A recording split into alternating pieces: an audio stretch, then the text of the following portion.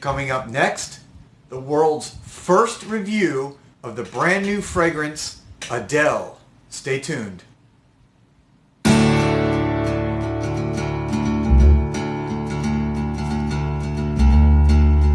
Where I'm actually fiddling around and creating. And some of you may have watched a video I did, I don't know, maybe a couple weeks ago, where I was creating one of my fragrances because I've been trying to learn. And for me, creating fragrances is all part of the learning experience to become a better reviewer, a better critic, and just a better fan and lover of fragrance, because now I'm really trying to train my nose to learn these different raw materials and scents and combining them, so that way when I smell them in different products it makes more sense, and it makes more sense when I'm reviewing to you. And so anyways, to me this is all part of learning. Being an attorney, that's what you do. You have to research and know everything about your case. You have to know every angle, good and bad, and that's what I'm trying to do here with my fragrance. So without further ado, this is the third version of the fragrance that I started working on about a month ago. And this can be the first one I'm actually going to give a name to, and it's called Adele. Now you may think this is Adele from the singer, but actually it's Addele. 2 D's, not one. And this is a combination for my 2 daughters, Addison and Michelle.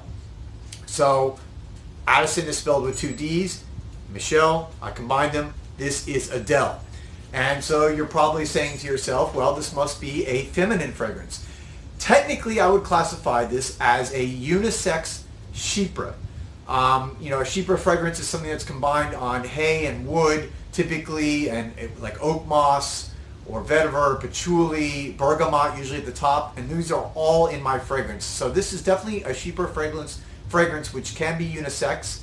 My goal when I started this, to be honest, was going to be completely unisex, maybe even more masculine leaning. And after I've let it macerate now for about 10 days, this has definitely become more of a feminine leading fragrance. So I decided to give it that name and call it Adele. Let me read the notes like I do with all fragrances I review.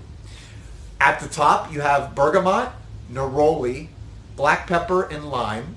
In the heart notes you have lavender, jasmine, and gardenia. And in the base notes you have patchouli, oak moss, cedarwood, Virginia cedarwood, isoe super, and vetiver. Now, just to give you a little more background, those are 13 total raw materials in there. This is an 80% natural fragrance and 20% synthetic. It is a concentration level of 25%, so this is an eau de parfum, 25%. It's very high concentration. Again, 80% raw materials, 20% synthetic. And the base notes, or the base, by the way, the composition, I like to give all this information, I'm sorry, because for me it's interesting. The base comprises 57% of the solution or the fragrance. The heart notes are 22% of the fragrance, and the top notes are 21%. So you can see the heart and the top notes are basically even. So I have it in my little sample kind of travel size. This is basically 9 milliliters that I created here. I've already sprayed some, so it's a little bit down because I've been testing it. And let me go ahead and kind of spray from this travel. Again, these atomizers are not the best. This is kind of a cheap atomizer little bottle, but let me spray. Actually, that was pretty good. All right. The spray bottle, I have to get better bottles because it kind of leaks when you spray it. So it leaves on your fingers, but here we go. Okay, so I have to say I really like it. It's, to me, smells like something that you would purchase, a woman would purchase in a store. I hope that it's niche level, because that's what I'm going for. This is not department store. You saw from my notes that I used some ones that are not typically used, like Gardenia and even lime.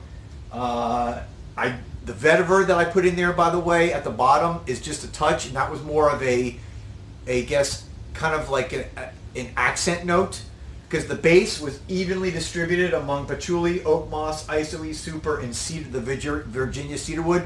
And the vetiver was just added at the end because when I was letting it macerate, I think it needed a little more kick, and that's why I gave it the vetiver. I was debating between civet and vetiver, and I ended up going with the vetiver on this composition. But at the top, you're getting the Neroli is very strong. So on this one, and that's why I think ultimately why this goes more female than male is because that Neroli, which can sometimes be used as a heart note, and it goes through, it's very strong. You get the bergamot, you get a little punch of pepper from the black pepper, even the lime. So I think the top is very kind of interesting, complex. But the Neroli is definitely the main note. Wasn't necessarily going for that effect, but that's what happened. And that Neroli stays consistent for about 3 or 4 hours, and it really transitions well into that gardenia. So you almost kind of, I think, overshadows a little bit the other notes, like in the mid-range of the lavender and the jasmine, which do come out a little bit more in that kind of powdery, but I think the Neroli kind of transitions into the mid notes of the gardenia, and it kind of, this is why I think this is going to be a feminine fragrance, because I smelled it throughout the day, and I thought, wow, this is something I would love to smell on a woman. Absolutely. It, just to give you a little bit of my notes here, I put it on this morning at 9 o'clock. It lasted for 7 hours on my skin. So this is not going to last 8, 9, 10 hours, but I did get a good 6, 7 hours. I'm going to have to play around with the fixative and the bases a little bit to try to maybe punch that up an hour or two. Admittedly, I like things to go a little bit longer, but I'm always happy if I get 6 or 7 hours. So it was 6 or 7 hours. The projection was average. It's not going to be projecting out super far. After really a couple hours, this is mostly a skin scent. But at the beginning, again, as I said, I think I need to cut back the Neroli because it's very sweet. It is, for a unisex, I think it's going to be too sweet. So again, that's why I'm classifying this more as a feminine. It was almost effervescent also at the beginning. So like for the first hour, almost like kind of bubbly, like Sprite. So it's kind of a fun, energetic, bright, juicy, bubbly fragrance. So I could see this being actually a younger person's fragrance. It just comes across as that bubbly, energetic, sweet, effervescent. After a couple hours, the gardenia, the jasmine, the lavender kind of all kick in.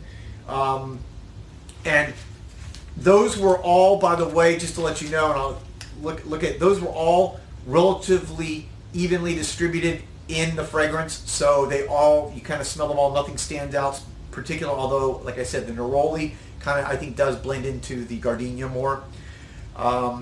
After about, 4 or 5 hours, at that point it dries down to a nice warm dry down, a skin scent, and it's really an equal mix of those 4 base materials that I talked about, which are the patchouli, the oak moss, the isoe super, and the Virginia cedarwood, because I put them all equally. I did not have one more than the other, so they're all in equal amounts in this fragrance. So at that point it dries down to a nice skin scent. I think the patchouli maybe came out a little bit more than on my skin than the rest. So if you like patchouli on the dry down, you're going to get that here more than the rest. And again, it lasted about 6, 7 hours on my skin. For me, I'm more than happy when I get that on the fragrance because I reapply usually at that point anyways. But it could be longer, I know some people usually like, a little bit longer. So I'm going to try to work on that a little bit. I may try to work on tamping down the Neroli a little bit and trying to maybe go a little bit more with the lime and the black pepper and the bergamot at the top, which I think then will maybe make it a little bit more unisex. And when my next iteration, I will actually then probably take out the gardenia and put in something a little bit more masculine to make it a more unisex in the middle. But this is, I gotta say, I am very pleasantly surprised. I would wear this myself. You got to pull it off. You got to, you got to come across a little bit manly to do it. I'm not like the biggest dude, so maybe I can't pull it off. But I do think this could be worn by a woman. I'm going to give this to some samples of people and see how they like it. But that's it. There's the review of Adele, released today. What is this, November 7th? 2019. The first review ever of Adele. So I hope you all enjoyed it. I hope you enjoyed all the information they gave about it. Sorry the video is a little bit long, but I really wanted to tell you all the details behind it because I find that interesting as far as the compositions, the materials, the percentages, the raw materials to synthetics, all that. I wanted to let you know it all just to so you guys could see actually how a fragrance is composed. Comments, please subscribe if you thought this was useful, fun, learned anything today. Please subscribe. As you can see, I now have my Christmas decorations up. I just put them up today because I was in New York and they were already doing it. So I figured if New York is doing it, I can do it. And anyways, that's it. This is Joel the Nose coming to you from Miami as usual. Joel the Nose. And hope everyone's having a great day. We'll talk to you soon.